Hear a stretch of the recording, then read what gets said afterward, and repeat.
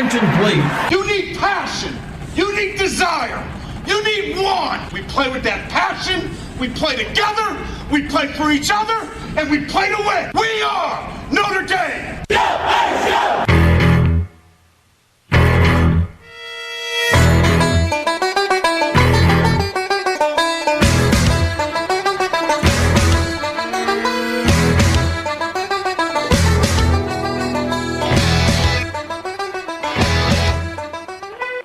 Yes, it's time for our weekly look at the Notre Dame Fighting Irish, and it's my great pleasure to welcome to the programme Len Clark. Len, welcome to the programme.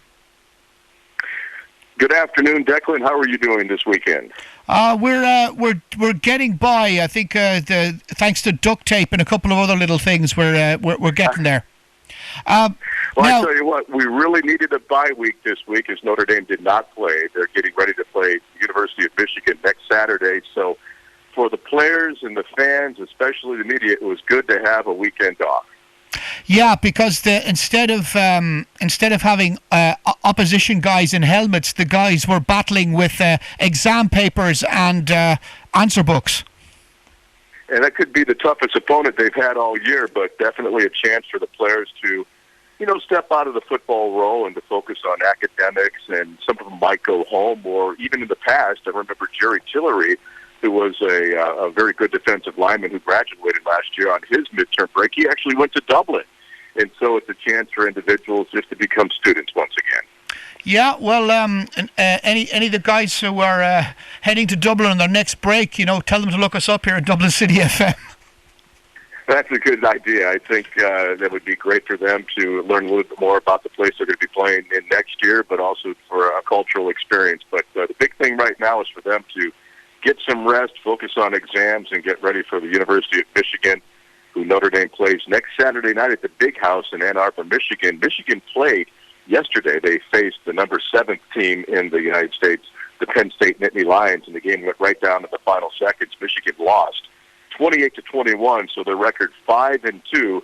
Notre Dame with a record of 5-1, but still it's going to be a marquee matchup between the two all-time winningest programs in college football.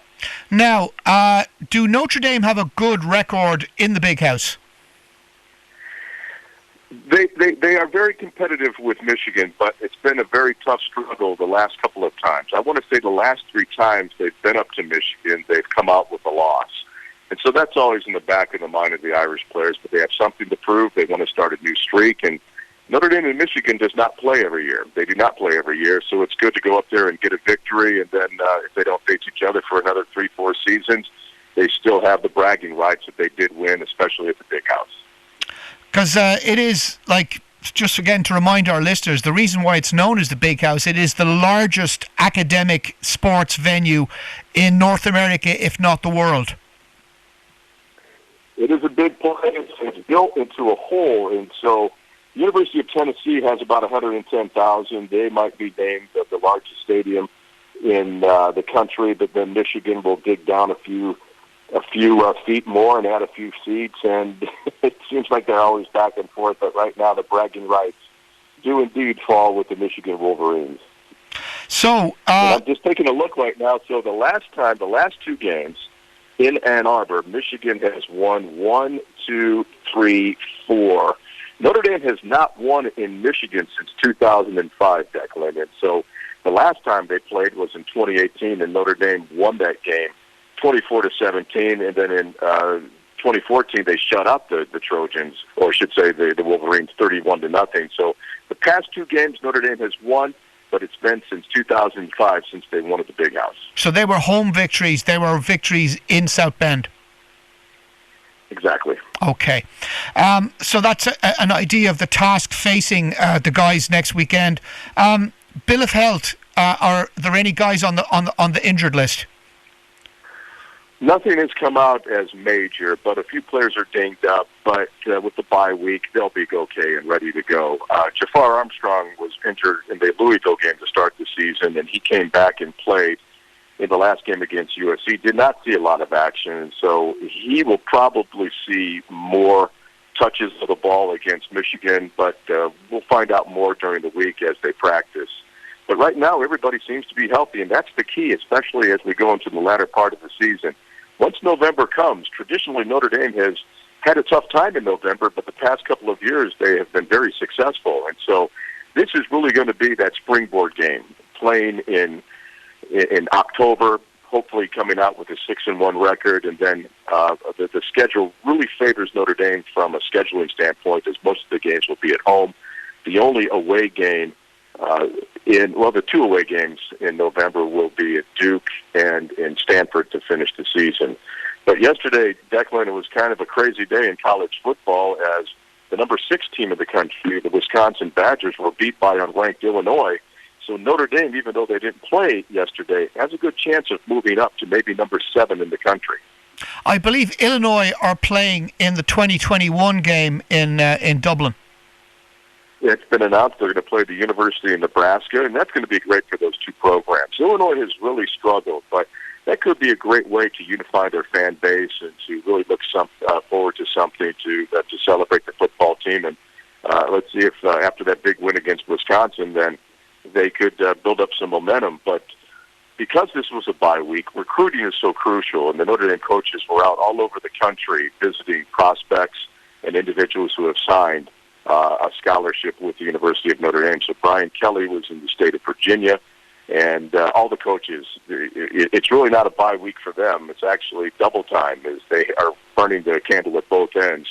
But that is really investing in the future, and Notre Dame has had a great recruiting class. The 2021 class is really coming along, and if you take a look at the future of Notre Dame football, it is going to be very favorable in terms of the Irish, and it all starts next year when they kick it off against Navy in Dublin, and so we'll really get a glimpse to the future of this Notre Dame program next season. Just as to give our listeners an idea, how far ahead of actually starting as a freshman student in university are these players recruited? Is it 18 months ahead of time? Is it 2.5 years? What's the timeline on that? It could be up to 4 years. It really depends on the player. So I would say probably 2-3 years. They'll see a high school player as a junior, and they'll have 2 years left in high school to play football. It really depends. There might be a high school player that was pretty good as a junior, but then he has a great senior year and will get a lot of attention. But football, it's usually about a 2-3 year period where the recruiting starts. In basketball, it's a whole different animal with the AAU games and these traveling clubs. Well, they'll start recruiting players as young as 12 years old. Now, again, with a view to the whole recruiting thing, the academic side of things, the entrance exams for universities are called the SATs. How far ahead of time do the kids sit the SATs? They can take the exam as many times as they want, but usually when they're a junior, they take the PSAT or the pre-SAT. And in addition to the SAT, there's also the ACT, which is the American College Entrance Exam. And so both of those tests are recognized, but it really depends on the player. If they take the SAT and they get a good score, then they'll be accepted into a college. But there are some athletes who really need to step it up academically, and they don't score at a level where they could get admitted into a University of Notre Dame, and they might have to take it 2 or 3 times. But just for an example, there was a player at USC last week who's from the state of Indiana who wanted to go to Notre Dame, but he couldn't qualify academically and ended up going to USC, which also is a very tough school to get into. So it really depends on the player. We also have something known as Prop 48 in the United States, where they can take an individual who is marginal as far as academics, and they will work with them. But what they do is they forfeit a year. They won't be able to play academic or play athletically. They'll need to get their feet wet in terms of academics. Okay, so they kind of spend a year as a freshman student only, and then become an athlete maybe in year 2. That's exactly right. And there are some cases. Notre Dame doesn't take a lot of those individuals. They have in the past, but environment is so key. If you get into the right environment and the player does have the want and the desire to improve, and if they get into that system, they know what is expected of them, and they know where the bar is, then they'll meet that expectation. Because to be fair to the kids that go to Notre Dame or USC or one of these big colleges, I mean, time management is going to be crucial if they're going to get all their academics done, all their athletics done, and maintain those grades to keep their scholarship. Well, we've talked about this before. I don't know how the student athlete of today does it, especially at the University of Michigan, which is a high-profile team. And a friend of mine is a media member up there, and he wrote a book and followed the quarterback at the time for a whole day. So he got up at 5 o'clock in the morning, met with him, and he said we were running all day, either going to class, meetings, practice. And he said that kid didn't get home until about 11:30 at night, and then he still had to crack the books. So he was in bed by 1 o'clock in the morning and had to get up at 5. So, you live underneath a microscope. And when I've talked to some of the players at Notre Dame, they say, hey, it was great to play at Notre Dame, but I really didn't know what it was like to be a real student because our time was so dictated to us, and we had things to do that we didn't have time just to be a regular student and on a whim, take a walk or go to the side of campus or go visit that area. And so it is a sacrifice, but it's one that they're willing to make, and it's something that they could look back and be a part of a small fraternity to say that I did play football at a school, especially like in Notre Dame. Okay, let's call it Michigan next weekend. Are the guys going to do it? Tough place to play. So anytime you play at an opposing stadium, you pretty much give the opposing team 7 points. And so I was asked yesterday by a fan what my prediction is, and I had a chance to watch that Michigan game. Michigan is very good. They're getting better. So I'm going to go out on a limb and say that Notre Dame is going to win that game by a score of 28-10. Okay, so that's something that we're going to look out for, and let's see how close we get to. That's the official on-the-ball prediction that Notre Dame is going to win by a margin of 18 points in the Big House next Saturday. I think it's Saturday, is it? It's Saturday night. It's going to be on national television, so 7:30 p.m. Eastern time. So you're looking at 12:30 Dublin time if individuals want to get up and listen to the game on the internet. But the good thing is it's a national game. It's prime time. But the bad thing is by the time we get out of there, Declan, it's going to be 2 o'clock in the morning. I still have to drive back toward the Chicago area. Okay. Well, listen, we'll talk to you about it this time next week. For the moment, Len Clark, thank you so much. And just want to say that we're really proud to have Indiana Dunes as a sponsor of On the Ball.